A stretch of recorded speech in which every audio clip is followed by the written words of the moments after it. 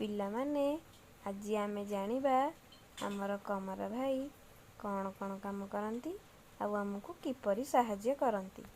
କମର ଭାଇ ନିଆଁରେ ଲୁହାକୁ ଗରମ କରନ୍ତି। ଲୁହାକୁ ଗରମ କରି ହାତୁଡ଼ିରେ ପିଟି ପିଟି ବିଭିନ୍ନ ପ୍ରକାର ଜିନିଷ ତିଆରି କରନ୍ତି। କମର ଭାଇ ବହୁତ କଷ୍ଟରେ ଲୁହାକୁ ନିଆଁରେ ତରଳେଇ ହାତୁଡ଼ିରେ ପିଟି ପିଟି ବିଭିନ୍ନ ପ୍ରକାର ଜିନିଷ ତିଆରି କରନ୍ତି।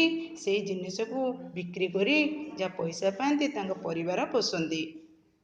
ଏଇଟା ଦେଖିଲ ଛୁରୀ, କ'ଣ ଏଇଟା ଛୁରୀ, ଏଇଟା କଟୁରୀ, ଏଇଟା କ'ଣ କଟୁରୀ, ଏଇଟା ଖଣ୍ଡା, ଏଇଟା କ'ଣ ଖଣ୍ଡା, ଏଇଟା କୁରାଢ଼ୀ, କୁରାଢ଼ୀରେ କ'ଣ ହୁଏ କାଠ ହଣାଯାଏ।